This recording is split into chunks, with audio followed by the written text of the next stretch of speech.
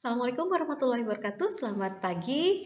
Kesempatan kali ini kita akan membahas mengenai plagiarisme dan interpretasi hasil Turnitin. Kenalkan, saya Dr. Febrianti SMSI, dosen Politeknik Palkomtek.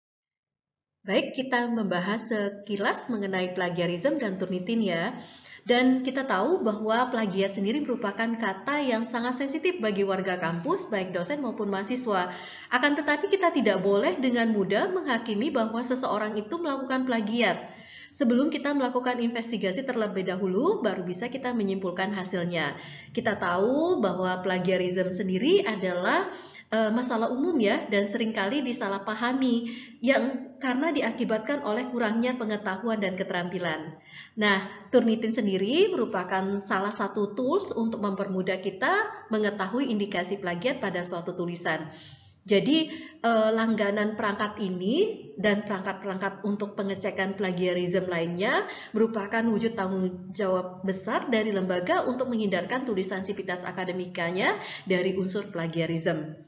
Turnitin sendiri merupakan salah satu perangkat lunak atau software yang melacak kesamaan atau kemiripan suatu naskah dengan naskah lainnya yang berada di dunia maya, yang ditunjukkan dengan seberapa tinggi similarity indeksnya, dan secara langsung juga ditunjukkan situs-situs yang sengaja atau tanpa sengaja terdapat kesamaan dengan tulisan tersebut. Dan kita tahu sekarang banyak perguruan tinggi yang memberikan layanan pemeriksaan plagiarisme kepada sivitas akademikanya. Nah, kita masuk ke persentase similarity index.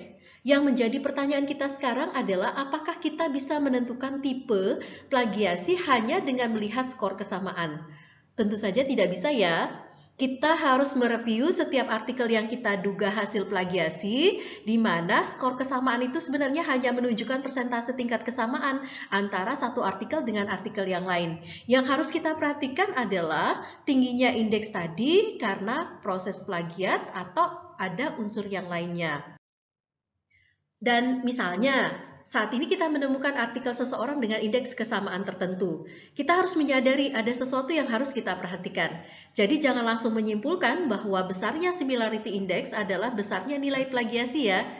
Nah, kalau kita merujuk pada turnitin.com mengenai the plagiarism spectrum, maka kita akan mengenal tagging 10 types of unoriginal work.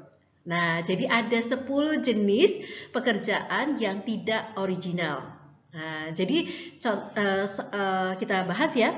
Jadi ada yang disebut dengan clone. Clone ini adalah contoh di mana misal mengambil karya Pak B yang kemudian saya ganti dengan nama saya. Kemudian ada juga yang disebut dengan CTRL plus C, di mana berisi bagian teks yang kita ambil dari karya orang lain, kata demi kata sebagai karya seseorang dari satu sumber tanpa adanya perubahan. Nah, ada juga yang find replace, mengubah kata dan frase kunci tetapi tetap mempertahankan konten penting dari sumber tersebut. Ada juga yang disebut dengan remix. Remix ini adalah parafrase dari berbagai sumber dibuat agar terlihat cocok bersama. Kemudian ada recycle, meminjam dengan murah hati dari karya penulis sebelumnya tanpa kutipan. Nah, ada juga yang disebut dengan hybrid. Hybrid ini menggabungkan sumber yang dikutip sempurna dengan bagian yang disalin tanpa kutipan. Kemudian ada yang disebut dengan mashup. Mashup ini adalah mencampur materi yang disalin dari berbagai sumber.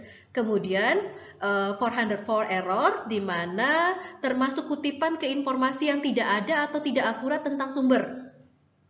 Agregator memasukkan kutipan yang tepat tetapi artikel yang ditulis hampir tidak mengandung karya asli tersebut. Dan ada juga yang kita sebut dengan retweet, di mana bisa membuat kutipan yang tepat tetapi terlalu tergantung pada struktur teks. Baik, kita bahas dulu dasar hukum dari plagiarisme.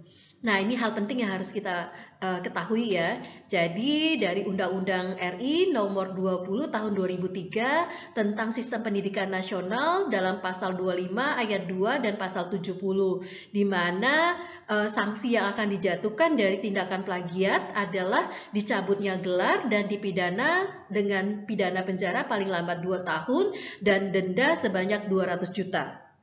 Kemudian Peraturan Menteri Nomor 17 Tahun 2010 tentang pencegahan dan penanggulangan plagiat di perguruan tinggi. Ini juga mengatur sanksinya ya. Kemudian di perguruan tinggi sendiri itu mereka sudah melengkapi dengan peraturan yang menegaskan sanksi lembaga bagi para pelakunya. Oke, kita masuk ke pemeriksaan plagiarisme dengan Turnitin. Nah, pemeriksaan plagiarisme yang proporsional, yaitu menggunakan perangkat lunak dikombinasikan dengan pemeriksaan manual. Jadi kita tidak boleh serta-merta hanya mengandalkan hasil dari Turnitin saja. Perlu juga untuk pemeriksaan manual kita lakukan sebagai bentuk keseimbangannya. Nah, dalam penggunaan Turnitin sebaiknya kita juga menggunakan mode no repository daripada standar paper repository, karena kalau kita menggunakan standar paper repository, seluruh artikel yang kita unggah akan tersimpan di database Turnitin dan akan bercampur dengan seluruh artikel lainnya di seluruh dunia, jadi tersimpan di database turnitin.com. Tetapi kalau mode no repository, maka dia hanya tersimpan di akun kita saja. Nah, apakah ada kemungkinan kita dapat menemukan indeks kesamaan tinggi namun tidak ada indikasi plagiatnya? Dikala ada double upload ke server Turnitin, di mana salah satu mode yang digunakan adalah standar paper repository. Jadi memungkinkan ya. Makanya akan lebih baik jika menggunakan mode no repository, di mana artikel kita tidak terunggah tetapi hanya di inbox akun saja. Akun kita maksudnya ya. Oke, jadi tidak di database turnitin.com. Nah, dengan menggunakan mode ini, maka kita bisa melakukan scanning atas artikel yang kita upload dengan seluruh sumber baik yang berasal dari Turnitin maupun dari sumber internet lainnya. Nah, ini contohnya ya. Ini contoh hasil dari pengecekan Turnitin. Kita lihat ini halaman depannya, di mana halaman ini menunjukkan submission-nya, tanggal kita menguji Turnitinnya, ya. Kemudian ada ID-nya. ID inilah yang kita panggil ketika kita melakukan perbaikan, ya, ID atau penarikan dari database turnitin.com, ya. Kemudian ada file name-nya, ada word account-nya, ya, jumlah katanya, kemudian ada karakter account. Oke, nah ini bisa dilihat ya hasil Turnitinnya, 16% similarity index-nya, ya. Kemudian ada 15% dari internet source, ada 5% dari publication, dan ada 12% dari student paper. Nah, student paper ini biasanya dalam bentuk e-book, OJS, repository, dan lainnya. Kalau dia dari publication, ya biasanya dari jurnal-jurnal, Springer, McGraw-Hill, dan lain sebagainya. Terus kalau dari internet source, ya tadi blog, WordPress, dan lain sebagainya. Jadi kita bisa mengenali dari sumbernya dari mana, ya, kesamaan dan kemiripan kita, ya, sumbernya dari mana. Misal, pada nomor 1 ini kan tertera laman abatika blogspot.com. Artinya tulisan kita itu 3% itu ada di laman tersebut. Nah, yang bertanda merah itu yang kita bisa lihat di tulisan yang di blog warna merah ya. Artinya dikasih warna merah. Dan di nomor 2 ya, itu submitted to Universitas Brawijaya dalam bentuk student paper. Artinya kita cek tulisan yang berwarna ungu ya, karena yang berwarna ungu ini 2%-nya tertera pada Universitas Brawijaya dan seterusnya. Jadi kita bisa mengeceknya sesuai dengan warna yang disediakan di hasil pengecekan Turnitin. Oke, jadi kelemahan dari pemeriksaan menggunakan perangkat lunak memang tidak teliti ya, karena tulisan dipukul rata by system.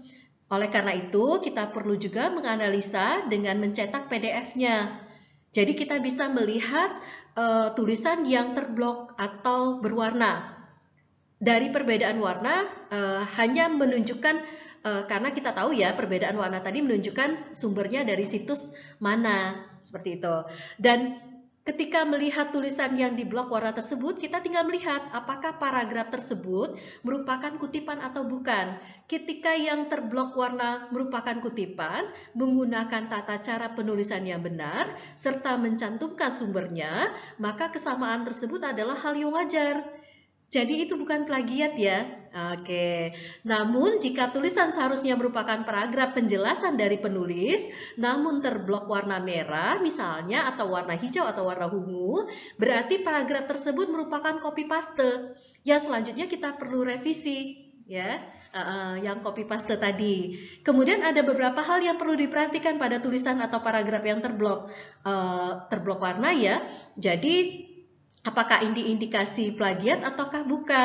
Karena ada beberapa unsur, misalnya nama instansi, daerah, lokasi, dan alamat email dan sebagainya. Ini kan bukan plagiat ya. Kemudian ada data pustaka yang kadang kita masukkan ya, mode-nya kita tidak ganti ya, maka ini juga akan terhitung sebagai kemiripan atau kesamaan. Kemudian kalau kita mengutip peraturan undang-undang, pasal dan ayat, ini juga akan sama. Jadi tidak dibilang plagiat. Kemudian ada juga definisi yang diakui secara umum, notasi dan model matematika yang kita tidak bisa ubah ya, atau paraphrase dan sebagainya yang mencantumkan sumbernya, ini tidak kita bilang sebagai plagiat. Oke, jadi mari bijak dalam membaca hasil scan Turnitin. Kita tidak hanya menjadi Turnitin readers, Turnitin analyzer, dan Turnitin interpreter juga. Oke, terima kasih, semoga bermanfaat. Sampai jumpa lagi.